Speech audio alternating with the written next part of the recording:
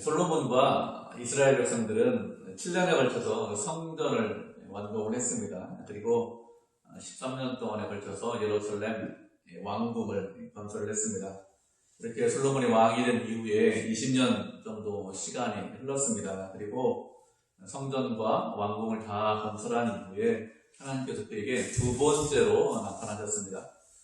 그렇게 두 번째로 나타나셔서 하신 말씀이 무엇인가 하면 다윗의 길로 행하라 이렇게 말씀하셨습니다. 솔로몬에게 하나님께서 경고를 하시는 것이죠. 바른 길을 가라. 당신의 뜻대로, 아버지의 뜻대로 가라 이렇게 말씀을 하셨습니다. 우리는 솔로몬의 시대가 어느 정도의 시대인지 잘 알지 못해요. 그의 지혜가 뛰어나다, 훌륭한 왕이다, 그가 부귀와 영화를 누렸다 이렇게 말씀하고 있는데 그 시대가 과연 어느 정도일까? 하나님께서 지혜를 주시고 그가 또 그가 가진 지혜로 여러 가지 일들을 했는데 상당히 풍요로운 시기였을 것이다. 이 정도만 이해하되 어느 정도인지는 잘 상상하기 어렵습니다. 그런데 오늘 말씀은 솔로몬의 시대가 얼마나 풍요로운 시대인지, 솔로몬이 얼마나 유명한 왕인지 이런 것에 관해서 말씀을 하고 있습니다. 1절을 보면 스바의 여왕이 솔로몬의 명성을 듣고 찾아왔다 이렇게 말씀을 하고 있습니다. 스바가 어느 나라냐 이것에 대해서 정확하게 알지 못합니다. 학자들이 말하기를 아프리카 남쪽에 있는 그런 나라 중에 하나일 것이다 이렇게 주장하는 학자도 있고, 그가 아니다 아프리카 중부에 있는 그런 나라 중에 하나일 것이다 이렇게 주장하는 학자들도 있습니다. 아프리카에 어디에 있든지 그건 중요하지 않고요. 이 스바의 여왕은 그 당시에 아프리카를 다스리던 왕 중인데 여자 왕이고, 그리고 상당히 유명한, 그리고 정치를 잘하는 그런 왕일 것이다. 이것에 대해서는 공통적으로 학자들이 다 동의를 합니다. 그렇게 유명한 그런 아프리카에서 유명한 스바의 여왕이 솔로몬을 찾아온 것이죠. 그런 스바의 여왕이 솔로몬을 찾아온 이유가 무엇인가 하면 솔로몬의 명성을 듣고 찾아왔다고 했습니다. 솔로몬이 뛰어나다, 훌륭하다, 괜찮다 이런 소리가 들렸는데 어디까지 들렸습니까? 아프리카 남쪽까지 들렸습니다. 그래서 그 여왕이 그런 소문을 듣고 찾아온 것입니다. 그런데 1절을 보면 무엇이라고 했습니까? 솔로몬이 명성을 얻었는데 무엇 때문에 명성을 얻었다 이렇게 말씀하고 있습니까? 솔로몬이 명성을 얻은 것은 그냥 얻은 것이 아니라 여호와의 이름으로 말미암아 명성을 얻었다 이렇게 말씀하고 있습니다. 여호와의 이름으로 말미암아 명성을 얻었다, 이것은 다른 말로 하면 하나님께서 은혜 주셨기 때문에 그가 유명한 사람, 그 사람이 명성을 얻은 사람, 이런 사람이 되었다 이렇게 이해를 할 수도 있습니다. 또 다른 이해는 여호와의 이름을 위해서 명성을 주셨다 이렇게 이해를 할 수도 있습니다. 어떻게 이해를 해도 별 문제는 없습니다. 솔로몬이 세상 사람들로부터 인정도 받고 칭찬을 받는 이유가 무엇이냐? 하나님께서 은혜를 베풀어 주셨기 때문에 그가 칭찬도 받고 인정도 받는 것이죠. 명성을 얻었습니다. 그리고 그 명성은 왜 명성을 주셨느냐? 그렇게 유명하게 왜 만들어 주셨느냐? 자기 이름을 위해서 그렇게 유명하게 만든 것이 아니라 하나님의 이름을 위해서, 하나님의 영광을 위해서 그렇게 유명하게 만들어 주셨다는 것이죠. 그런데 솔로몬은 이 명성을 하나님의 이름을 위해서 사용하지 않았습니다. 하나님의 이름을 위해서 명성을 사용한 것이 아니라 자기 자신을 위해서 그 이름을 사용하고 있습니다. 내가 얼마나 뛰어난지, 내가 얼마나 훌륭한지 이것을 드러내고 나타내고 있습니다. 하나님께서 솔로몬에게 지혜를 주신 이유가 무엇입니까? 지혜를 주신 것은 백성들을 바르게 인도하라고 지혜를 주셨어요. 그리고 솔로몬도 지혜를 얻고 있는데 왜 지혜를 얻고 있습니까? 바르게 재판하겠습니다. 백성들을 하나님의 뜻대로 그렇게 바르게 재판해야, 그래야 하나님의 백성이 될 수 있습니다. 그래서 지혜를 원했습니다. 그런데 말씀을 쭉 읽어보시면 알겠지만 솔로몬의 백성들을 어떻게 인도했다 이런 말씀이 있습니까? 그런 말씀이 없어요. 솔로몬이 경제적으로 풍요로운 시대를 만들었다 이런 말씀이 있습니다. 11절 이유를 보면 오빌에서 금을 실어오는 배들이 많이 있었는데 그 배들에 보석과 백단목이 많이 있었다고 했습니다. 그렇게 운반해 온 백향목을 가지고 성전과 왕궁의 난간도 만들고, 그리고 노래 부르는 사람들, 피리만 부르는 사람들을 위해서 비파와 성금을 만들었다. 이렇게는 말씀을 하고 있습니다. 그렇게 백향목을 들어왔는데 그 이전에도 그만큼 백향목을 들어온 적이 없고 지금까지 그렇게 많은 백향목이 온 것을 본 적이 없다. 이렇게 말씀하고 있습니다. 나무 중에서 가장 좋은 나무, 가장 단단한 나무, 변형이 되지 않는 나무, 수백 년 동안 갈 수 있는 나무가 백향목인데, 그런데 솔로몬 시대에 가장 많이 들어왔다는 거예요. 그리고 23절을 보면 우리가 읽지 않았지만 솔로몬 왕의 재산과 지혜가 세상의 어느 왕보다 크다 이렇게 말씀하고 있습니다. 그 지혜가 너무 커서 솔로몬을 보기 위해서 예물을 가지고 왔습니다. 금도 가지고 은도 가지고 뭐 그릇과 형품과 의복 이런 예물을 가지고 솔로몬 앞에 왔다 이렇게 말씀하고 있죠. 그리고 솔로몬이 왕으로 있는 동안은 은을 귀하게 여기지 않았다고 했습니다. 은을 돌같이 여기고 백향목을 평지에 있는 뽕나무와 같이 여겼다 이렇게 말씀하고 있습니다. 역대가 말씀이 있죠. 이런 말씀이 있기 때문에 솔로몬 시대는 아주 경제적으로 풍요로운 시대다. 여유가 있는 시대다. 이렇게 우리가 상상을 할 수 있습니다. 이렇게 풍요로운 시대를 만들었지만 하나님께서 그에게 주신 지혜를 가지고 백성들을 바르게 인도했다. 이런 말씀은 없습니다. 솔로몬이 경제적으로 풍요로운 시대를 만들었기 때문에 참 훌륭한 왕이다. 이렇게 얼마든지 생각할 수 있겠죠. 요즘 시대에 누구를 어떤 지도자를 훌륭한 사람이라고 생각합니까? 나라를 부강하게 만들면 부자를 만들고 그리고 백성들을 배고프지 않게 만들면 그러면 뛰어난 지도자다, 뛰어난 정치가다 뭐 이렇게 생각을 합니다. 그런데 그렇게 생각하는 것은 세상적인 기준이에요. 하나님께서는 그렇게 말씀하시지 않았습니다. 우리가 말씀하는 걸 보도록 하겠습니다. 마태복음 6장 25절부터 34절까지 말씀드리도록 하겠습니다. 마태복음 6장 25절로 34절입니다. 한 절씩 교독하도록 하죠. 마태복음 6장 25절입니다. 제가 먼저 읽겠습니다.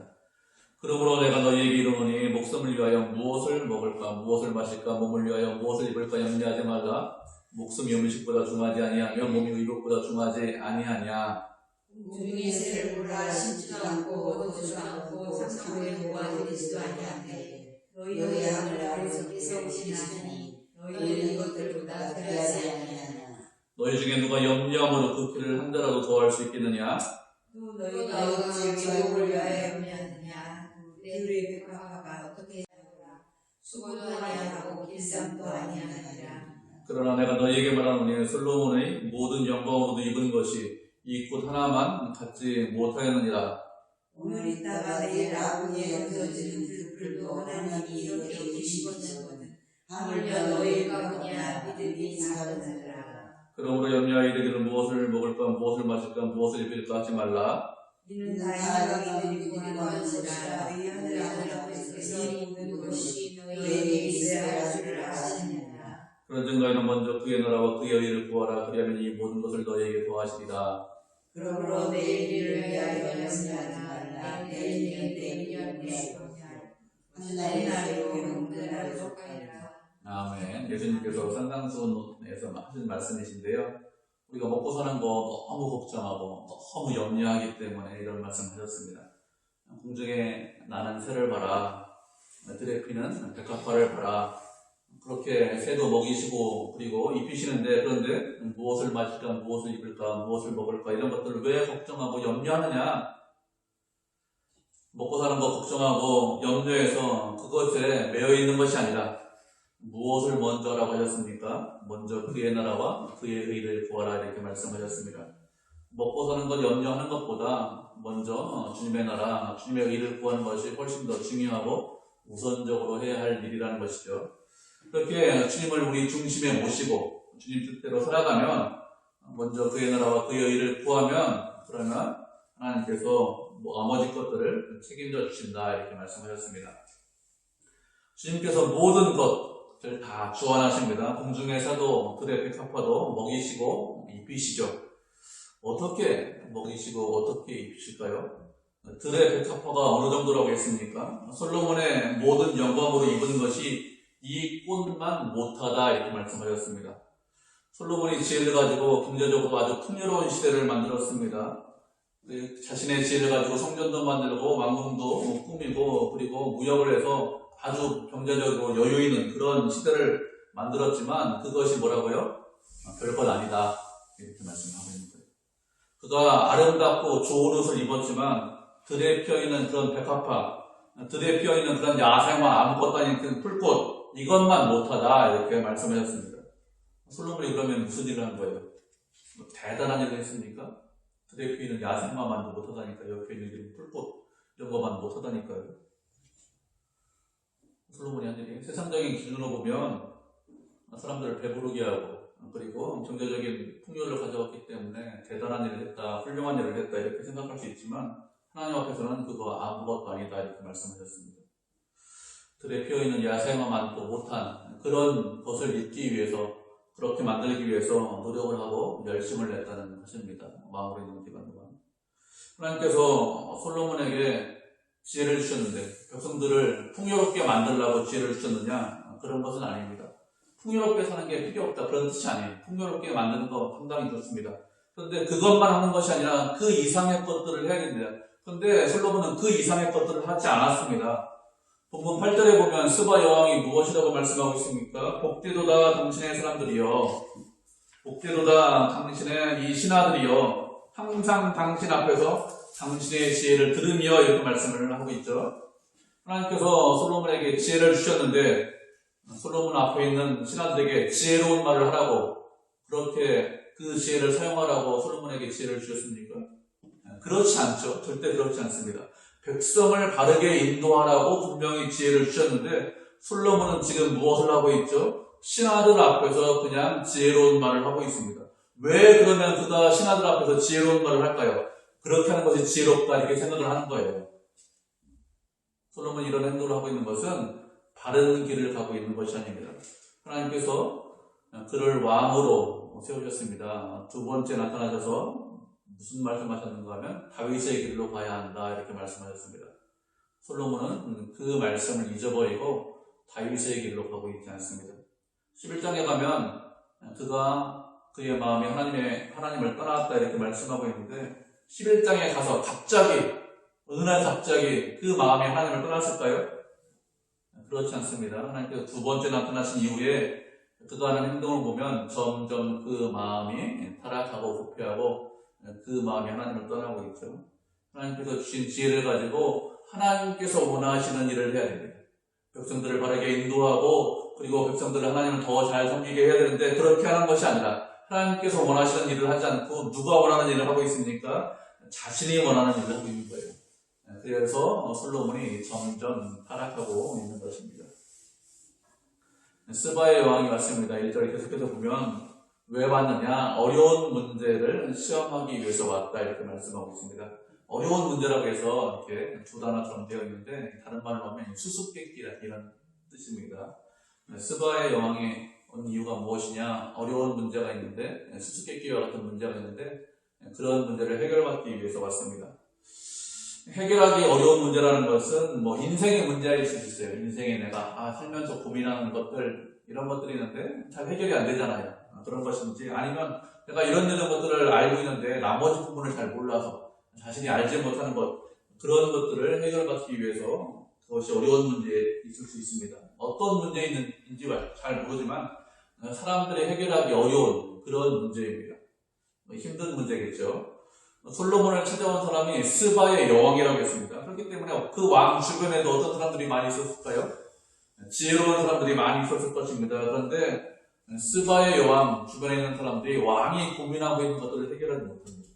해결할 수 없었습니다. 그렇기 때문에 실제로는 상당히 어려운 문제겠죠.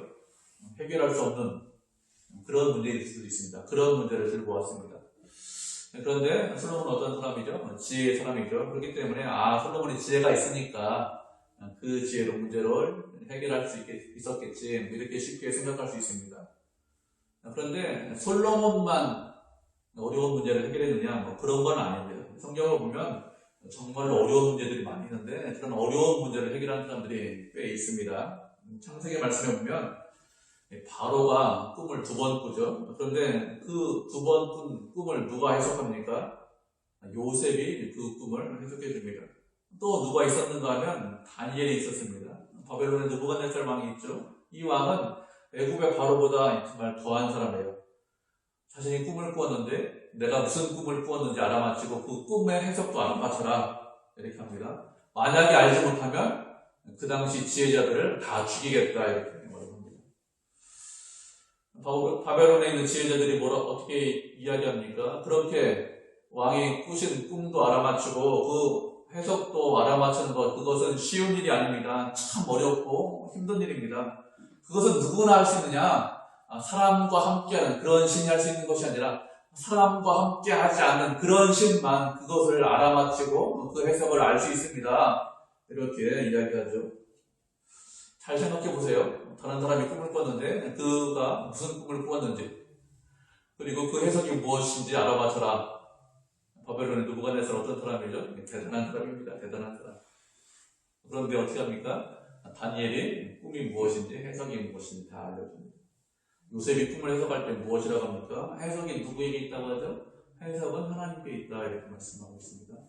다니엘이 꿈을 해석해주자, 꿈을 해석해주자 무엇이라고 합니까? 느부갓네살 왕이 세상의 모든 신들 중에서 하나님만이 참 신이시다. 이렇게 말씀하고 있죠. 성경에 보면 이렇게 정말로 사람이 해결하기 어려운 그런 힘든 문제를 해결한 경우가 있습니다. 솔로몬도 스바 여왕이 해결하지 못하는, 인간적으로 해결할 수 없는 그런 어려운 문제를 해결했습니다. 어떻게 솔로몬이 해결했을까요?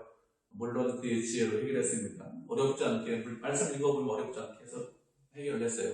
그런데 그 지혜를 누가 주었습니까? 그 지혜를 하나님께서 주셨습니다.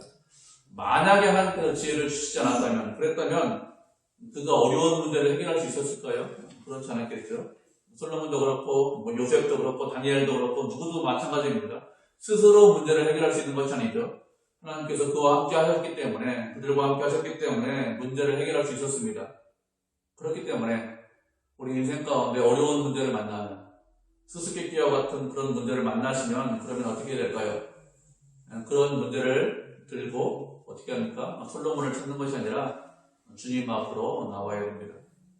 그런데 우리들은 어떻게 합니까? 어려운 문제를 만나면 그 문제를 가지고 주님 앞으로 나오지 않아요. 주님 앞으로 나오는 것이 아니라 세상에 있는 지혜로운 사람을 찾아갑니다. 사람들이 말하는 그런 전문가를 찾아가요. 그 전문가를 찾아가서 문제를 해결하려고 합니다. 세상에서 지혜로운 사람이 참 많이 있습니다. 없는 것이 아닙니다. 그런데 그가 가진 지혜가 하나님의 지혜보다 더 큰 지혜를 가지고 있을까요? 그가 하나님보다 더 큰 능력을 가지고 있을까요? 그렇지 않죠. 사도 바울이 무엇이라고 했습니까? 하나님의 어리석음이 사람보다 지혜롭고 하나님의 약하심이 사람보다 강하다. 이렇게 말씀하셨습니다. 하나님께서 세상에 있는 모든 것들보다 더 지혜로우시고 세상에 있는 모든 것들보다 더 강하시고 더 능력이 있으십니다. 그래서 인생의 어려운 문제, 내가 해결할 수 없는 고민스러운 문제, 그런 문제를 만나면 그러면 어떻게 될까요? 그 문제를 가지고 먼저 주님 앞으로 가지고 오셔야 됩니다. 세상에서 이렇게 저렇게 해결하고 안 되면, 하다 안 되면, 아이 주님, 문제 해결이 안 되니까 제가 기도하겠습니다. 이렇게 하는 것이 아니라 먼저 주님 앞에 가지고 나와서 그래서 그 문제 가지고 기도해야 되겠죠. 그렇게 하는 것이 지혜로운 것이지, 그렇지 않고 주님을 멀리하고 세상이 문제를 해결해 주겠지, 어떤 사람이 문제를 해결해 주겠지 이렇게 생각하는 것, 그것 자체가 어리석은 것입니다. 주님만이 우리에게 지혜를 주시고 주님만이 그 어려운 문제를 해결할 수 있는 그런 능력을 갖고 계십니다. 스바이 여왕이 솔로몬에게 어려운 질문을 했는데 대답하지 못하는 것이 없었습니다. 그리고 그 여왕이 솔로몬이 건축한 모든 왕궁과 그리고 그들의 신하들이 입은 관복, 그리고 성전을 오른 층계, 이런 모든 것들, 솔로몬이 행한 모든 것들을 다 봤습니다. 그리고 무엇이라고 하죠? 본문 6절을 보면 내 나라에서 당신의 행위와 당신의 지혜에 대한 소문을 들었는데 그 소문이 사실이다. 이렇게 이야기합니다. 그리고 그 소문을 믿지 않았는데, 그런데 사람들에게 들은 그 말이 솔로몬이 행한 것의 절반도 듣지 못했다. 이런 이야기를 합니다. 스바의 여왕이 솔로몬의 그런 소문을 들었다고 했습니다. 그 소문을 들었지만 소문을 신뢰하지 않았어요. 믿지 않았습니다. 소문을 왜 믿지 않았을까요? 소문이라는 것이 좀 시간이 지나면서 점점 과장되기 때문에 그렇습니다. 사람들 사이에서 이런 이야기 들고 저런 이야기 들으면 이야기가 점점 보태지고 풀려지죠. 과장되는 것이 보통 아닙니까? 소문. 그래서 소문 들었지만 뭐 별거 있겠느냐 이렇게 해서 믿지 않았습니다. 이 여왕도 누구죠? 아프리카에 있는 유명한 여왕이라고 했습니다. 왕입니다. 왕. 나라의 왕입니다. 그렇기 때문에 웬만한 소문 듣고 놀라지 않았겠죠. 뭐 대단한 거 아니다 이렇게 생각을 했을 것입니다. 그런데 소문이 계속 들려와요. 계속 사람들이 이야기하는데 솔로몬이 대단하다 계속 이야기를 하니까 그래 그러면 어떤가 그래 한번 가보자 이렇게 해서 솔로몬한테 와봤는데 그런데 실제로 어떻게 되었습니까? 소문보다 훨씬 더 훌륭하다. 소문은 절반 정도밖에 안 된다 이렇게 했습니다. 이렇게 스바의 여왕이 솔로몬의 명성을 듣고 와서 솔로몬이 행한 모든 것을 보고 감탄하고 그리고 어려운 문제를 해결받았습니다. 우리가 말씀을 한 구절 살펴보도록 하겠습니다. 마태복음 12장 38절에서 42절까지 말씀 살펴보도록 하겠습니다.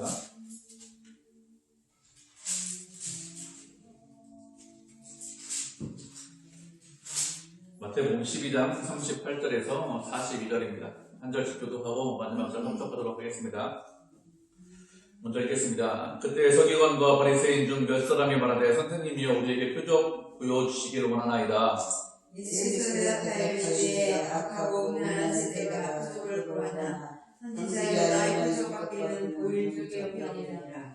요나가 밤낮 사흘 동안 큰 물고기 뱃속에 있었던 것 같이 인자도 밤낮 사흘 동안 땅속에 있으리라. 심판때에 니느웨 사람이 일어나 이 세대 사람을 정죄하니 이는 그들이 요나의 전도를 듣고 회개하였으니와 요나보다 더 큰 이가 여기 있으며. 마지막 절 7절 심판때에 만왕여왕이 일어나 이 세대 사람을 정죄하리니 이는 그가 솔로몬의 지혜로운 말을 들으려고 땅끝에서 왔으니거니와 솔로몬보다 더 큰 이가 여기 있느니라. 아멘. 서기관과 바리새인들이 예수님을 찾아왔습니다. 그래서 예수님에게 여쭙기를 예수님 표적 보기를 원합니다. 이렇게 하면서 표적을 보여달라고 했습니다. 이렇게 표적을 보여달라고 하는 이런 서기관과 바리새인들에게 예수님께서 악하고 음란한 세대가 표적을 구한다 이렇게 말씀하셨습니다. 표적 구하기를 원하는데 왜 이 사람들에게 악하고 음란한 세대라고 했을까요? 이들에게 악하고 음란한 세대라고 한 이유가 무엇인가 하면 이들에게 예수님께서 표적을 안 보여주신 것이 아니기 때문에 그렇습니다. 예수님께서 이전에 여러 번 표적을 보여주셨습니다. 그럼에도 이들은 또다시 표적을 보여주십시오. 당신이 메시아라면 메시아인 표적을 보여달라고 합니다. 이들이 원하는 표적은 예수님께서 병도 고치고 죽은 자도 살리시고 여러 가지 말씀을 하셨는데 이런 표적 말고 그런 거 말고요. 내가 원하는 그런 표적을 보여주십시오. 내가 원하는 표적을 보여주셔야 그래야 당신이 메시아라는 것을 인정하겠습니다. 지금까지 여러 가지 이적을 행하셨는데 그런 표적은 메시아인 것이 아닙니다. 이렇게 주장을 하는 거예요. 그래서 그들 보고 악하다고 하는 것입니다. 예수님에게 내가 원하는 것, 내 욕심대로 그런 것들을 이루어 주셔야 당신이 메시아라고 말할 수 있지 그런 것 안 해주시면 당신은 메시아라고 말할 수 없습니다. 이렇게 이야기를 하는 것이죠. 이렇게 표적을 달라는 사람들에게 표적을 보여주시지 않았습니다. 이전에 말씀하신 것, 이전에 행하신 것들 이런 것들을 잘 면밀히 관찰해 보면 그러면 메시아라는 것을 누구나 쉽게 알 수 있기 때문에 표적을 보이시지 않고 무엇이라고 말씀하십니까? 요나의 표적밖에는 보일 표적이 없다 이렇게 말씀하셨습니다.